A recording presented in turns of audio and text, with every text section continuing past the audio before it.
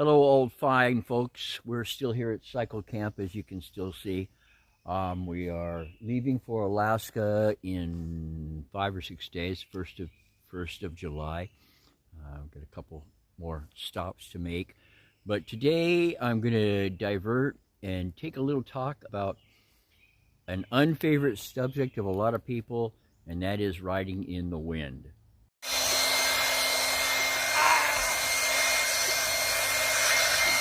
Well, after that really high production value intro, let me say I'm not the world's greatest rider or the expert on all of this. I have a lot of miles in a lot of states and probably have experienced those 40+ mile an hour crosswinds in at least a dozen different states. So wherever you are, I'm probably familiar with your area. There are plenty of videos out there on exactly this, on riding in the wind.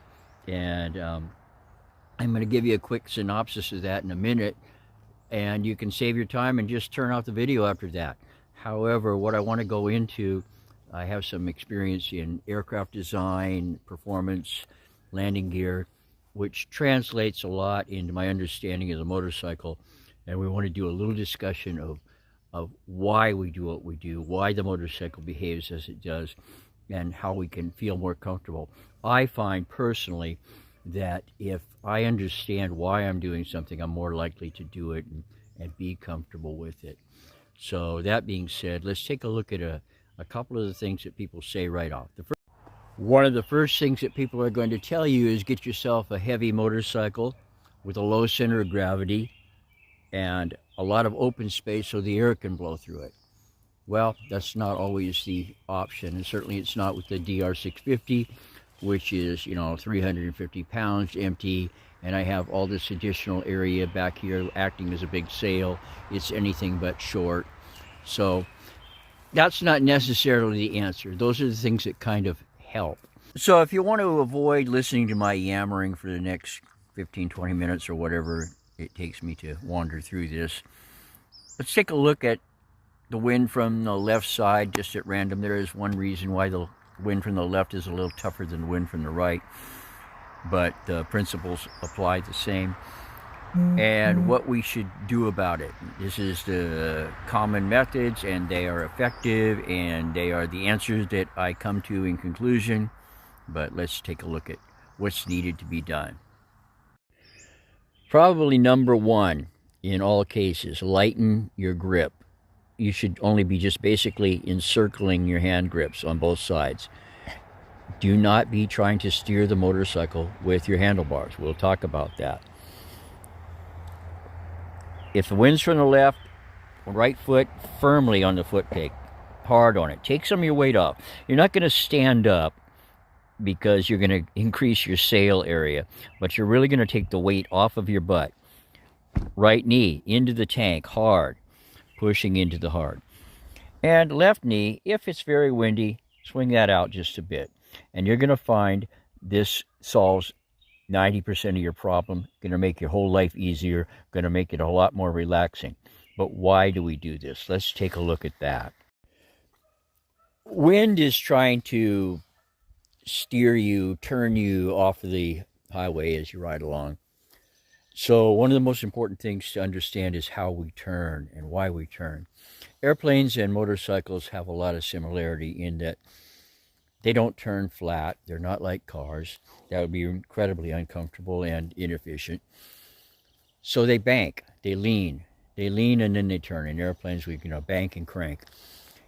On a motorcycle, we're going to lean. So we're going to take a look at why we lean, what causes us to lean, what causes us to turn, and what makes it happen naturally. So the motorcycle, you'll find, knows how to ride a lot better than we do for the most part. We're going to take a look at rake, trail, head angle, all of those good things, and take a look at why a motorcycle does what it does so that we can get it to do what we want it to do.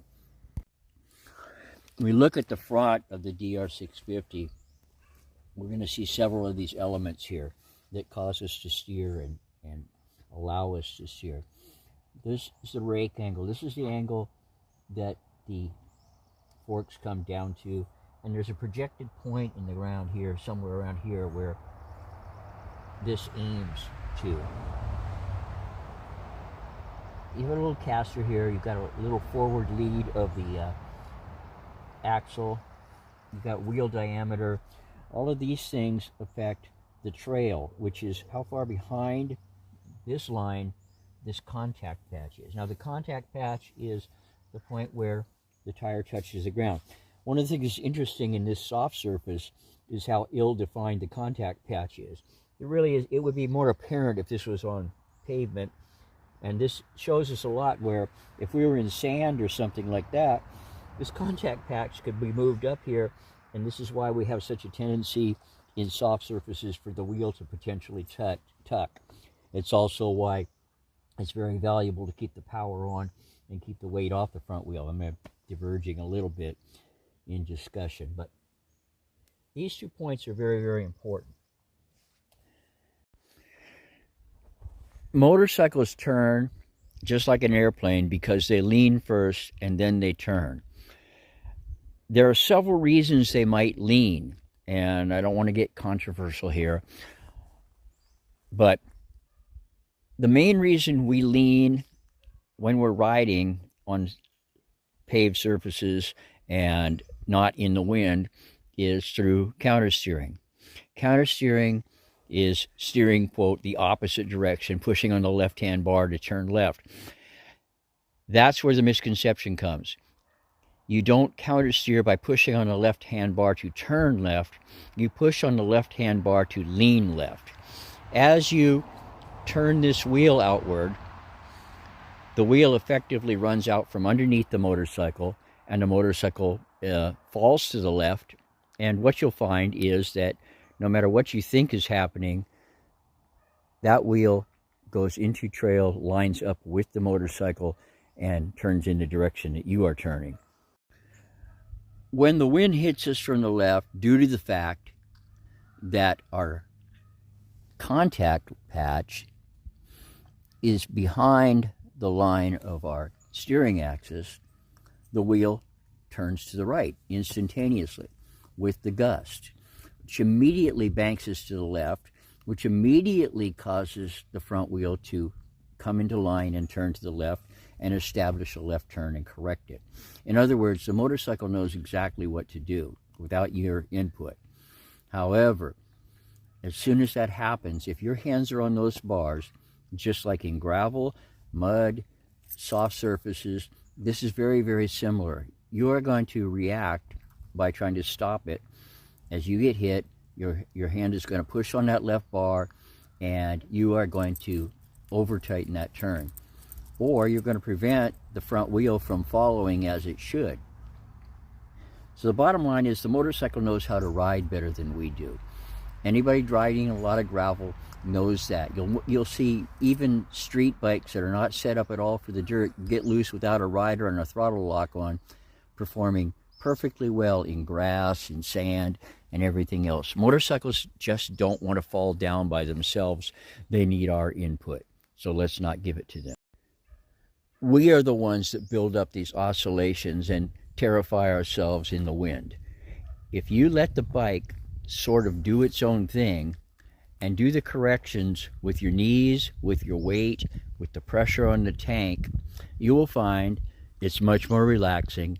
It behaves itself, as it were, much better, and you'll have a much less stressful time. So the bottom line is, let the bike countersteer by itself. When it gets hit by the gust, it's going to countersteer. The wheel is going to turn around and follow, and it's going to self-correct. The bike knows how to ride. When I was going up to Tuktoyaktuk last year, there must have been 8 times in the deep gravel where I apologized to Izzy because we were about to hit the ground, and as I gave up and got ready for the ensuing crash, the bike just straightened itself up. Trust your motorcycle. It knows how to ride. A little leg pressure, a little knee pressure will keep you on the line. Now, this brings us to what I think is one of the biggest concerns in riding with the wind from the left. One thing a lot of people try to do is go fast or go slower in the wind. I'm not saying to go 90 or 100 miles an hour because it's windy out, but the component of crosswind decreases with your forward speed. If you have a 30-mile-an-hour wind and you're going 30 miles an hour forward, you have a 45-degree angle on that crosswind instead of a 90-degree angle. So the faster you go, the more the wind is concentrated in front of you. Also, the less time you are spending in gusts, which literally have width. It's sort of like a speedboat going slow over some rough water. All of that being said, you don't need to be racing along, and you probably will be driving slower. I certainly do. Not super slow, like I'm terrified of the wind, but not ripping along. And because of that, sitting in a right lane with a left wind, one of the things that frequently occurs is trucks, which are in a hurry and are out to make money, maybe bombing along in your lane to the left. This creates what I call truck suck. That's patented, my name there, truck suck. So you really need to watch out for that.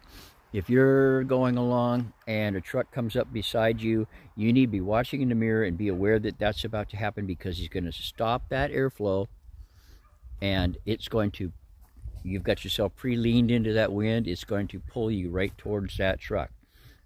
When you come off the back side, that wind is going to hit you again. So I take a lot of time to make sure I know where all the trucks are, or other cars, but trucks are the biggest factor. If there's one coming up on me, I do move to the right side of my lane as far away from the truck as possible, so that I can react to the fact that that truck is going to almost try to pull me in. As I get closer to the trailer and the end of the trailer, I actually drift to the left.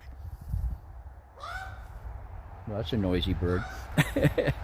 I actually drift to the left and towards the truck, so that I'm ready when the wind hits me, not to be blown off the right shoulder.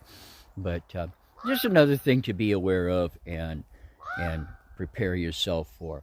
So anyway, this is my little talk on riding in the wind, and I hope it helped you some. Again, the quick version is wait on the downwind peg, put your downwind knee into your tank, get your weight off your butt a little bit, let the motorcycle ride, loosen up on your grip, and hang an upwind knee out if necessary. You'll find everything works better for you. That's it. And hopefully next time I talk to you in a few days, we'll be looking at our trip to Alaska.